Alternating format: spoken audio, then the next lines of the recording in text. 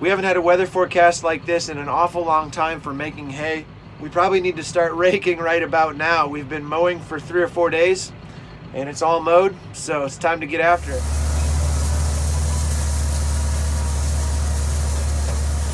Are you excited about baling hay? Yeah. Okay.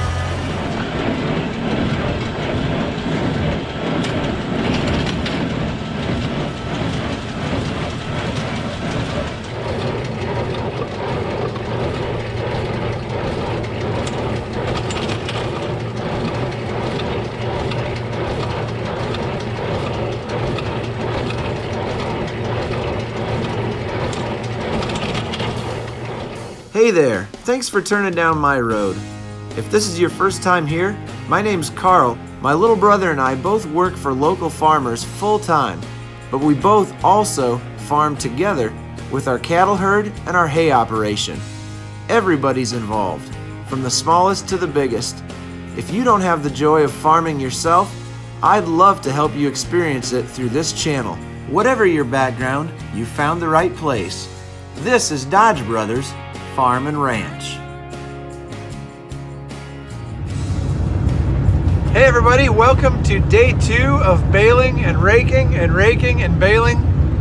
This weather is unbelievable. It's actually given us a long enough window of dry weather that we mowed all of our hay everywhere, and then as soon as I got done mowing the last little bit of it, we had to hook onto the rake and get started raking the first that we mowed and baling it right away. It's just been, this has been amazing. It's been so great. So yesterday we made a few small square bales. Today we're gonna make some more. I'm on my way to a customer's house to pick up a wagon that I left there yesterday loaded with square bales for them to unload into their barn. Sometimes I like to help people unload, but yesterday we were going, trying to get raking and more baling done while we were dumping hay off. So they were gonna unload it and I'm picking it up right now. Let's go get it. Get some more hay baled.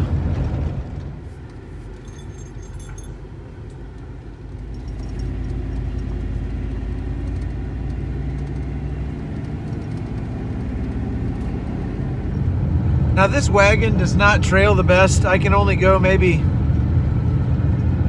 35 miles an hour with it. And to a lot of people I know that would seem like it actually goes pretty good for a hay wagon.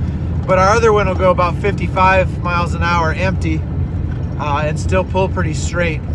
Neither one of them can go much over 30 miles an hour full, but that's still pretty good for hay wagons, I guess. It's a little loud in here. Can you hear me? So we've been having a lot of dew every night. For that reason, we're only raking enough to get baled that day. We don't want to have any raked that's going to get dew on it and have to try to rake it again the next day. It's hard to get it dried out. So we're just picking up where we left off in this field.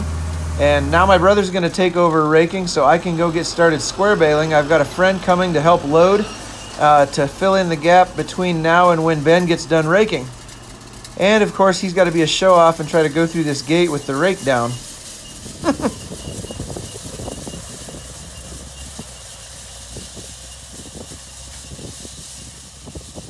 So as soon as I got back from switching out with Ben on the rake, my buddy Brett showed up and we got started baling just before noon. The hay was in absolutely perfect condition to bale. It's really nice with these 2 wagons we have being 18 and 20 feet long. It's nice if you can have a couple of guys to start loading the back of the wagon, because when you get into a little bit heavier hay like we did later on in this field, it's almost impossible for one guy to keep up by himself. When you get 20 feet to the back of the rack, you really have to run back to the baler to not lose that bale off the chute. Now watch this sweet move when Brett drops this bale in.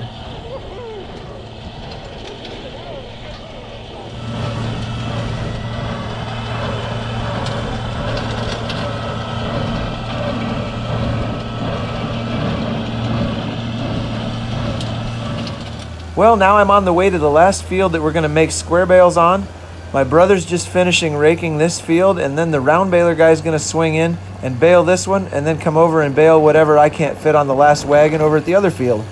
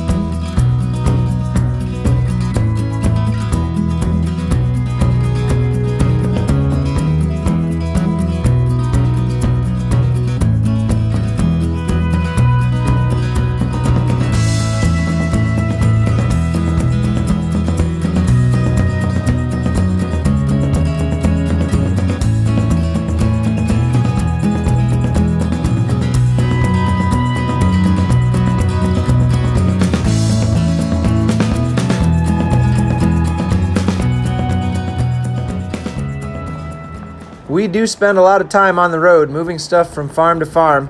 We had to bring this load of hay to a place that had a shed and bring the baler along and the rake along because I had more hay to do at my place the next day. And when we got back to town, we got back just in time to see the round baler guy finish up the last field and get headed off to his next project for the night.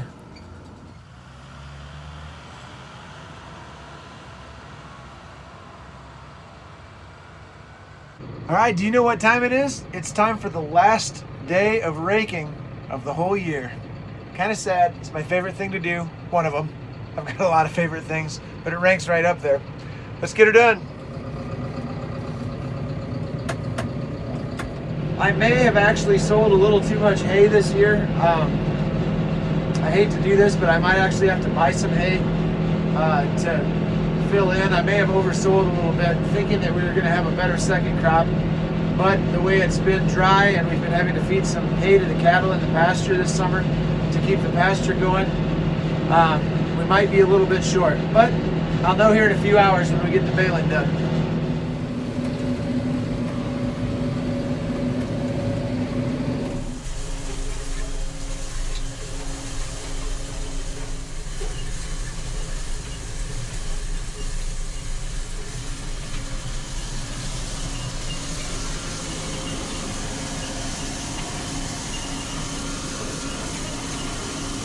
Well, I'm almost done raking. I got to go rake the last little field.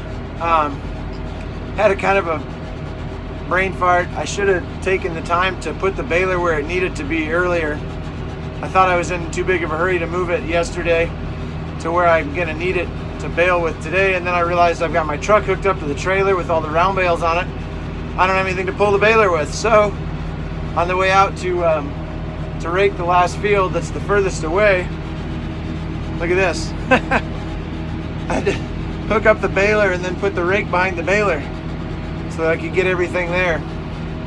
Oh well, that's how it goes. Hey, let me show you something really cool on the rake. So on the back of the rake, there's this really cool, you can switch it on this hydraulic valve from both wings going down to only the right wing going down, or you can lock both wings up for when you're going down the road.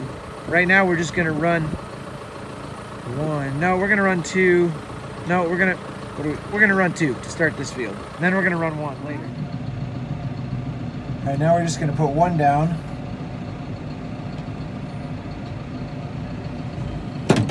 So that we can flip this last single windrow over.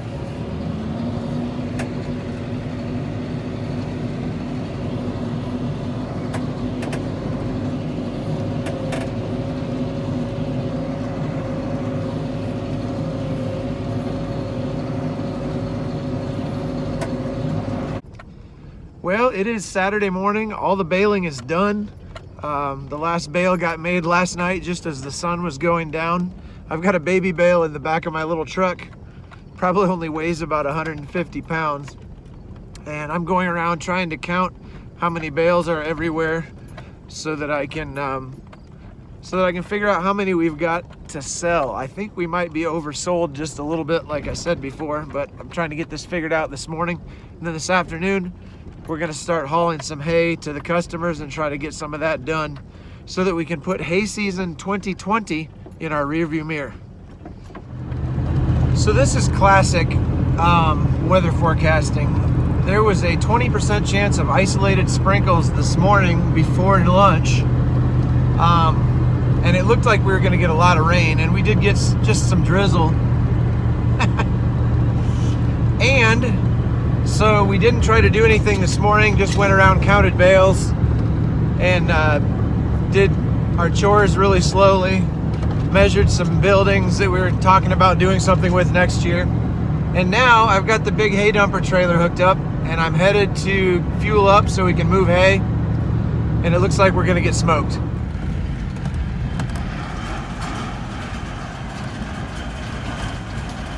So this trailer is really cool. If you can see, to keep it from tilting out this way while the bales are on it and you're driving down the road, you can see this roller is sitting over top of this finger right here. And there's one of those spaced out every so often on the trailer. And it's all connected to this jack up front. And so when you spin this jack handle, it pulls the yoke and pushes the yoke, and then it pulls those fingers, the rollers out from over top of the fingers, and then the cradle dumps automatically from gravity, and then you can just flip it back up by hand. So it's pretty sweet.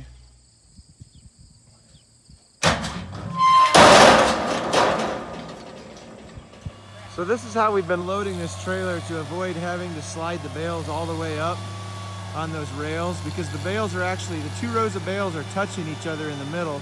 So if you try to slide one row past the other, the net wrap is rubbing. And also, there's just enough room to get the tractor tire right up next to the trailer tire, roll the bale onto the trailer and get away from it with the tractor. It works pretty good this way. That way you're not rubbing that net wrap on the rails all the way up. Well, it's Sunday morning. Just got done having coffee and breakfast in town here with some guys from my church. We got a fair amount of hay hauled yesterday in between rainstorms and whatnot. But at the end of the day, last night, my clutch started slipping on my big truck. Really not excited about that. I feel like something is wrong with the clutch master cylinder, slave cylinder assembly. Like the clutch pushes really hard right away at the top, and it disengages the clutch pretty much right away when you start pushing it. There's not any free travel at the top. I feel like something's wrong. I'm gonna have to take it back to the shop that I just picked it up from last week, see if something went wrong in the process of putting it back together. I had a rear seal put in the engine, and I'm just wondering, I know he put a new master slave clutch kit in. The clutch is not new, but the master slave kit is, and I hope we haven't ruined the clutch, because that'll be expensive if we have to pull that transmission out again. So this trailer that we have borrowed from our custom baler man is really sweet. It hauls 14 bales. The other one he has hauls 8 in a straight line, but this one hauls 7 on either side. You saw it work yesterday. Really got a lot of bales moved in a hurry. Okay, so weird deal here. I just got out to my truck. I haven't even driven it yet, and I feel like there's some free travel at the top of the clutch pedal that was not there last night. Like, it pushed really hard right from the top last night. I'm not sure what could be different this morning. Okay, I'm under the truck. If you can see anything here. Here is the slave cylinder for the clutch. And last night when we stopped, I don't think it was retracted in all the way. I think it was still pushing. There's still no free travel here, and I don't know if there should be. Like if you should be able to move anything right there when it's, I feel like maybe when the clutch is not engaged, there should be a little bit of slack there. Like maybe the parts shouldn't be pushing on each other really hard. But I also don't know that for a fact. But I definitely feel like it's different this morning than it was last night now that it's cooled off.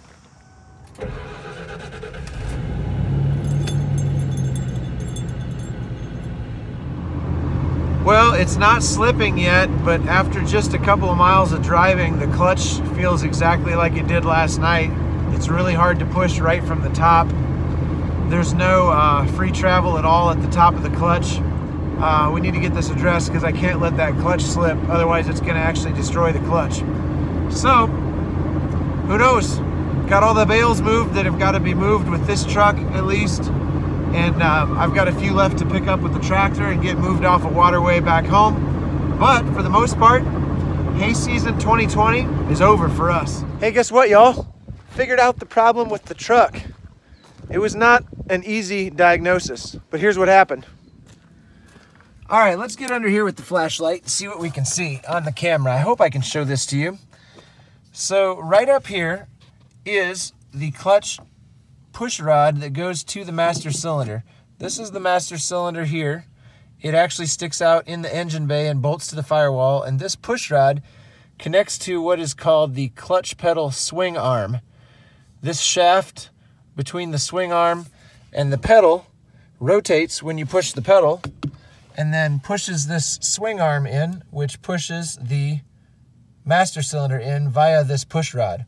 Well, this push rod on the new master cylinder was about 1/2 inch too long, and so even though the clutch pedal was released and everything is working fine with the actual clutch pedal, this rod couldn't come all the way out. The master cylinder couldn't come quite all the way out, and it would not let the fluid all the way back in from the slave cylinder.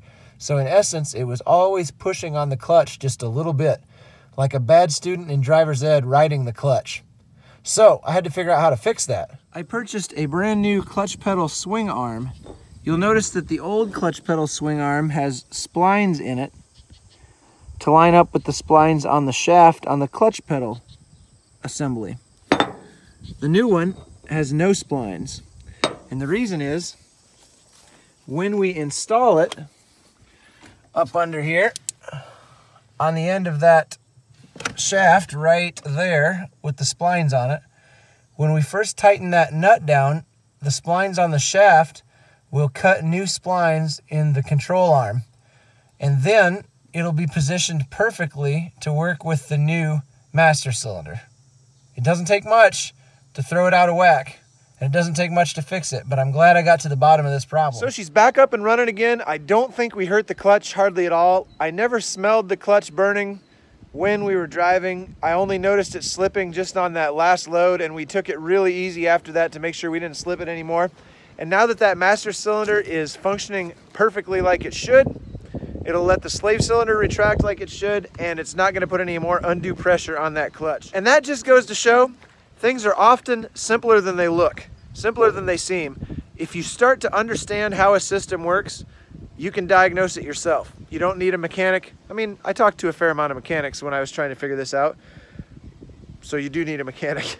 But anyway, if you understand the system, educate yourself so that you understand how each component works, you can troubleshoot your own problems with your own vehicles. Hey, thanks for riding along with me this week. It's been just great having you here. I enjoy hanging out with you, and I enjoy talking to you in the comment section. I promise I will try really hard this week to get caught up. Obviously, it's been a rather busy week, like it always is. But thanks for hanging out and riding along, and I'll see you next time.